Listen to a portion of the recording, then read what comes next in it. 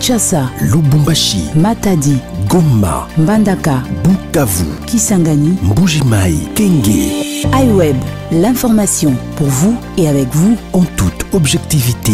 À vous la parole. iWeb. L'UDPS, le parti qui a combattu le régime kabiliste. Aujourd'hui, après le départ du fondateur, qu'en est-il de l'UDPS? La vision est-elle respectée? Toutes ces questions auront bel et bien ses réponses au cours de ce top 15. Messieurs, dames, bonjour et bienvenue. Pour ce numéro, Norbert Yamba, analyste politique et l'invité du jour. Bonjour Norbert Yamba. Bonjour. C'est difficile de vous avoir. Hein. Qu'est-ce qu'il y a? Est-ce que vous êtes pris par la vision du panafricanisme? On fait tout à la fois. Le panafricanisme, c'est un courant de pensée qui recherche la libération de l'Afrique et du noir à travers le monde. Que ce soit les afro-descendants aux États-Unis, que ce soit les afro-descendants dans les Caraïbes, que ce soit tous les Africains noirs, etc. Et donc, il faut tout faire pour chercher des valeurs qui ont généralement guidé nos ancêtres et mettre au devant de la scène ces valeurs de manière à sortir l'Afrique du bourbier. Ça, c'est un courant de pensée pour lequel je suis en train véritablement de piloter au Congo, mais qui a une imbrication incidentielle sur l'ensemble des Noirs à travers le monde. Ben, écoutez, la politique, je suis dans mon pays, je suis cadre de l'UDPS, je continue à me battre pour que le Congo fonctionne autrement. C'est ça. J'aime bien votre casquette de cadre de l'UDPS. Fondée le 15 février 1982 par Étienne Tshisekedi et Marcel Yaou et tant d'autres. Après la mort d'Étienne Tshisekedi à Mulumba, la vision est-elle respectée? Ou pour commencer d'abord par la première question, quelle était la vision de l'UDPS? La vision de l'UDPS porte sur la construction d'un État de droit. Un État où il y a la primauté de la loi. Et cette primauté de la loi installe une certaine justice sociale qui prend en considération comme peuple au début et à la fin de toute action politique. Donc c'est ça le peuple d'abord. Et tout ce que nous devons faire doit converger vers l'amélioration des conditions de vie du peuple. Et c'est cette vision que les pères fondateurs de l'UDPS se sont battus. Vous avez cité Étienne Tshisekedi, le charismatique. Vous avez cité le professeur Liao, Kibasa Maliba, Boakem. Ils sont nombreux, les Paul Kapita, les Kungu Kumwanza, les Ngalula, Mpandadjila, les Makanda, etc. Donc ils étaient 13 parlementaires, plus le membre du bureau politique qui était Kibasa Maliba. Voilà. Et donc, cette vision-là, elle continue véritablement à nous réveiller et à nous redresser. Raison pour laquelle vous avez suivi tout un peuple en train de chanter lors de l'investiture du président de la République, qui est le fils IDPS, aussi fils biologique d'Étienne Tshisekedi. On chantait Papa Lobaki, peuple d'abord. C'est pour rappeler que tout le Congolais connaissait ce que c'est la vision de l'IDPS. Et rappeler au président actuel qui en réalité en assure la continuité, de se conformer naturellement à cette vision de base. Voilà. Puisque vous parlez de Félix Tshisekedi, vous avez vu Félix Tshisekedi aujourd'hui après la session ou encore après les élections de 2018, le grand opposant ou encore le fils du grand opposant Félix Tshisekedi, président de la République, élu président de la République. Est-ce un ouf de soulagement? Oui. Félix lui-même est opposant. Hein. Félix, je parle du fils d'un grand opposant. Fils d'un grand opposant, mais qui est lui-même opposant, parce qu'il ne faudrait pas... c'est très important. Tshisekedi avait plus... Étienne, bien entendu, notre patriarche, avait plusieurs enfants. Mais il y a un enfant qui s'est distingué dans l'opposition, c'est Félix Tshisekedi. C'est très important. Il est fils à papa, mais il est aussi un personnage, une personnalité. Et il est en train, non seulement de redorer l'image de son père, mais aussi sa propre image en tant qu'être humain, en tant que citoyen, en tant qu'opposant, qui est resté pendant plus de 30 ans à l'opposition et qui a appris beaucoup de choses, effectivement, grâce au coaching de son père et pourquoi pas d'autres pères le fondateur de l'UDPS, etc. Et donc, Félix Tshisekedi est aujourd'hui président de la République parce qu'il a été bien coaché. Et je le vois sur cette même lancée où il se bat pour la construction d'un État de droit. Mais avec quel peuple? Avec quelle classe politique? Tout cela, ce sont des douleurs d'enfantement, mais on ne se fatigue pas, on est en train d'y travailler et on est en train de consolider véritablement cette vision pour que demain, tout un chacun se retrouve et trouve son compte. Norbert Yamba, une question beaucoup plus directe. Pouvez-vous plutôt faire la différence entre le fascisme et le tshisekédisme? Non, le fascisme fait partie du tshisekédisme parce que certainement qu'il y a... Lorsque je parle de fascisme, c'est-à-dire je parle de Félix Tshisekedi. Oui. Lorsque je parle de Tshisekedi, c'est-à-dire je parle de Tienne. Oui, mais le fascisme est l'émanation du tshisekédisme. C'est la dérivée du tshisekédisme. Et donc le fascisme... En termes de vision? Bien entendu, mais c'est la même vision. Je vous ai dit que le peuple d'abord, la construction d'un État de droit, il est là, en train de reprendre à la lettre cette vision basique qui relève véritablement du tshisekédisme. Et fascisme, certes, apporte des améliorations par rapport au caractère, par rapport à la communication, par rapport aux relations humaines, etc. Et donc, ce sont des améliorations du tshisekédisme qui portent effectivement, c'est pas le cachet du fascisme. Donc, mais si tel est le cas, pourquoi certains pionniers de l'UDPS aujourd'hui restent sereins ou se retirent déjà du parti, puisqu'ils sous-entendent que Félix Tshisekedi ou encore, ce n'est pas la même chose, ce n'est pas la même vision en termes de statut, en termes de vision. En tout cas, c'est tout à fait différent. Vraiment, je dois vous avouer que s'il y a un des pionniers, je ne sais pas qui est ce pionnier qui s'est retiré. Parce que nous avons des fondateurs qui sont encore en vie, comme Paul Capita, il était en Europe, il est revenu. Nous avons des fondateurs comme Kungo Akumwanza, qui à un moment donné, il était avec l'autre régime, mais qui visiblement aujourd'hui a retrouvé tous ses réflexes de combattants. Et nous avons des gens comme Lusanga Ngiele, qui est encore là. Nous avons Lombo, Papa Lombo, Lungu, qui sont encore là. Nous avons des autres qui sont encore en vie. Alors, est-ce qu'il y a quelqu'un qui s'est retiré? Moi, je parle de Valentin Moubaké. Valentin Moubaké s'est retiré avant que Félix ne devienne président. C'est certainement que dans un groupe, il y a toujours la guerre de leadership. Et je pense que comme le président Félix veut véritablement la réconciliation du peuple congolais, je pense que Valentin, qui est aussi fils maison, le moment viendra où il y aura des crispations, la dédramatisation des relations entre les acteurs.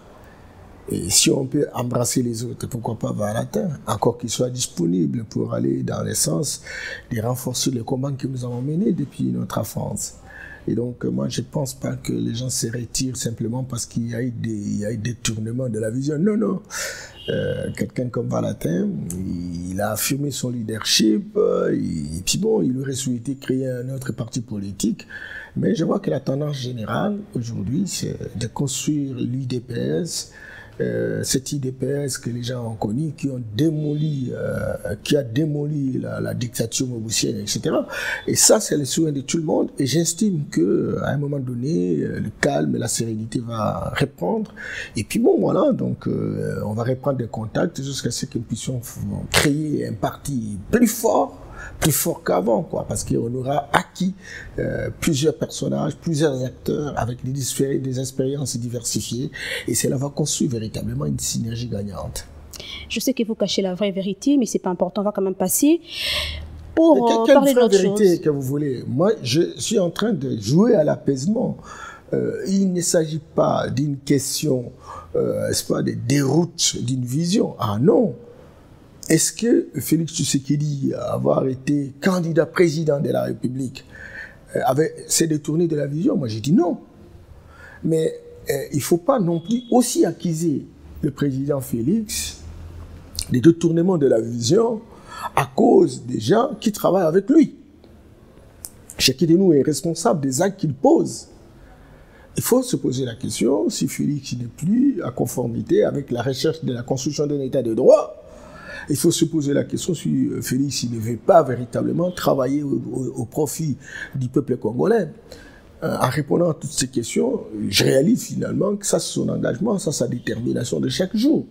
Maintenant, l'autre question, c'est qu'est-ce que tout le monde est avec lui pour arriver véritablement à asseoir cette dynamique. Moi, j'ai dit, il y en a ceux qui s'accommodent, il y en a aussi ceux qui, visiblement, traînent les pas. Et moi, je comprends bien, parce que c'est ça, la manquémologie. Les gens qui ont subi un certain nombre d'antivaleurs dans les différents systèmes subis ont tendance, véritablement, lorsque même on change le système, à reproduire les réflexes, à reproduire, n'est-ce pas, les attitudes de l'ancien système. Mais ça sont des douleurs d'enfantement. Eh bien, il faut continuer à travailler pour que tout le monde s'accommode et puisse justement suivre la torche qui éclaire l'avenir. Je n'aimerais pas ici prêter cette phrase qui dit que l'UDPS aujourd'hui est un parti de milice. Donc là, c'est de côté. Norbert Yamba, êtes-vous satisfait du produit que fournit Jean-Marc Kabound? D'abord, un parti de milice, mais nous sommes dans la non-violence active. Ça, c'est la devise de l'UDPS, c'est la non-violence. Ça fait partie véritablement de la vision politique qui est la nôtre. S'il s'agissait d'avoir des milices, on aurait des petits. On ferait comme l'ANC. Mais les pères fondateurs n'ont jamais accepté cela. Et Tshisekedi a bravé les blindés, les fusils, les Kolachnikov, etc. Menu. Donc, on n'est pas là pour former véritablement une milice. Mais ce sont des combattants qui ont aguerri les armes par rapport à une dictature perfectionnée et qui savent faire la résistance, même bien entendu, mais en étant résistants. Ce que je ne vous ai pas dit, c'est que la devise tshisekidiste, la vision tshisekidiste se résume à 3 mots. Lequel? Il y a la consistance, la résistance et la constance. La consistance, la résistance et la constance. On reste constant, mais on résiste face aux antivaleurs, on a de la substance dans ce qu'on fait. Et tous nos combattants ont intégré cette dimension de consistance, de résistance et de constance. Et bon, si c'est là qui est perçu comme étant milice, moi j'ai dit non, c'est pas de milice. Nous, on ne voudrait pas vraiment pas de milice. Mais croyez-moi, nous avons fait 37 ans à l'opposition, on a développé toutes ces facultés, etc. Maintenant, là, on vient d'avoir le pouvoir, on n'a même pas fait encore 3 ans. Nous avons notre école du parti, nous avons les institutions, les organes du parti. On est en train d'y travailler pour moraliser davantage les combattants, les faire quitter du système de combattants vers le système des hommes qui sont au pouvoir, qui ont un devoir de redevabilité vis-à-vis de notre peuple. Et donc, ce déménagement pousse à des petites douleurs d'enfantement. Alors, vous me posez la question de savoir les produits Kabound. Je ne comprends pas ce que vous appelez produit Kabound. C'est-à-dire en termes de travail, oui. Aujourd'hui, vous êtes fier de voir Jean-Marc Kabound à la tête de l'UDPS. Ce n'est pas un problème de fierté. Jean-Marc Kabound est président d'intérim de l'UDPS. Il exerce ses responsabilités. C'est vrai qu'aujourd'hui, il est même vice-premier président de l'Assemblée nationale, honorable Jean-Marc Kabound. Mais bon, est-ce que je suis fier? Il ne s'agit pas d'un problème d'être fier. Il s'agit d'un problème de savoir quels sont les objectifs institutionnels du parti et comment lui atteindre ses objectifs à travers l'encadrement des combattants. Voilà. Et donc, moi, j'estime que... puisque certains disent qu'il n'est pas compétent, ce n'était pas la personne la mieux placée pour diriger un si grand parti politique comme l'UDPS. Bon, moi, je ne saurais pas entrer dans une logique d'appréciation des compétences des uns et des autres, etc., parce qu'il n'y a pas une grille d'évaluation. Les gens font des déclarations, parfois incantatoires, etc. Certainement que on a intérêt aujourd'hui, après la mort d'un homme, d'un personnage, d'un ovni, d'un ancêtre divinisé comme Etienne Tshisekedi, lorsque vous prenez sa place, et lorsque les gens t'évaluent en fonction d'un ovni, d'un extraterrestre, ça devient très compliqué. On ne peut pas atteindre l'extraterrestre. Nous, on est des enfants, moins encore de petits-enfants. Alors maintenant, s'il faut comparer un petit enfant de 2 ans à un vieillard, par exemple, de 70 ans, il n'y a pas match, il n'y a pas photo. C'est un peu ce que les gens confondent.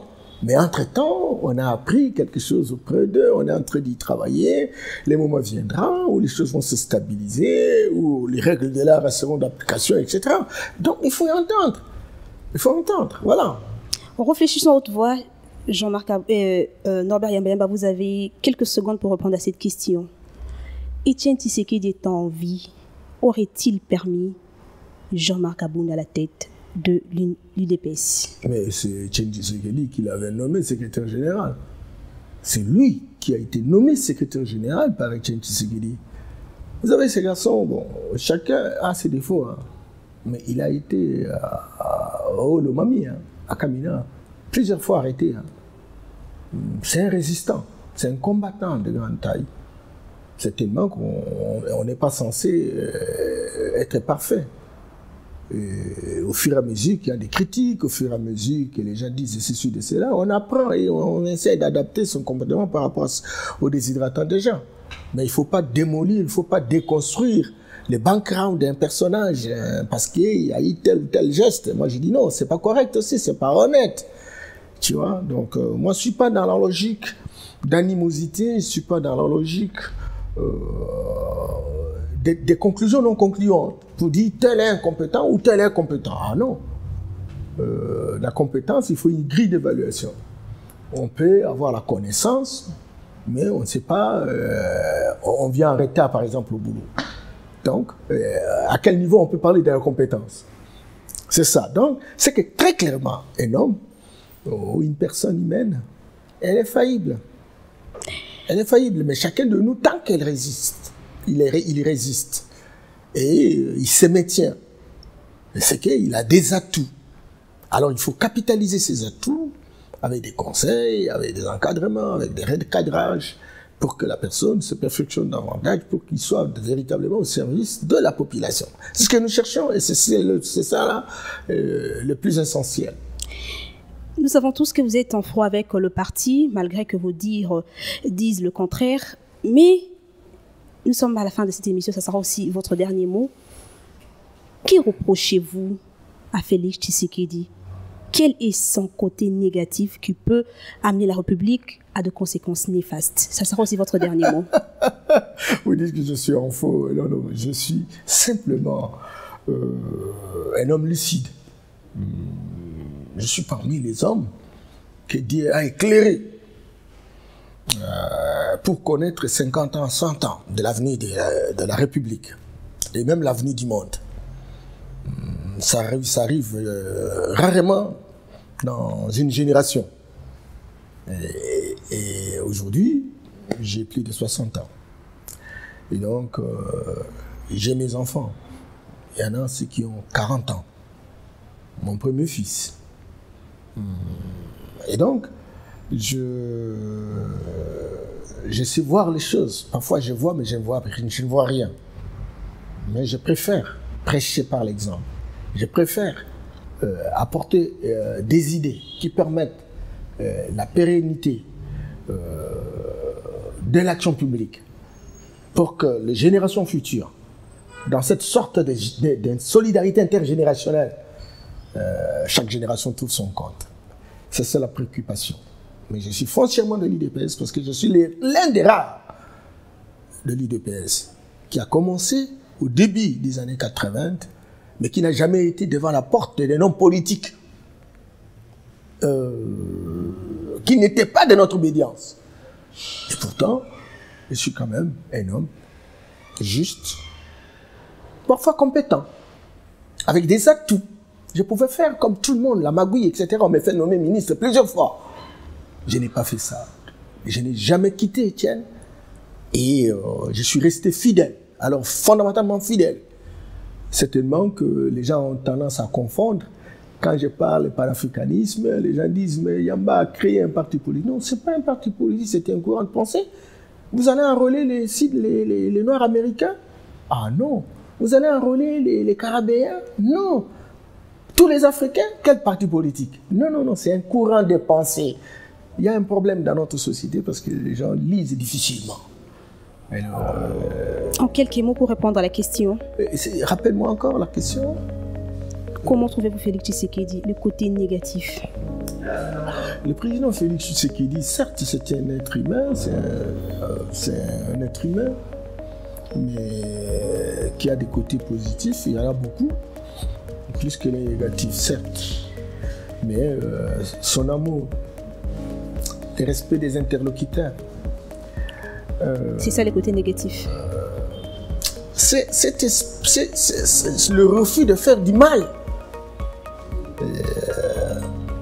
Peut l'amener des fois aussi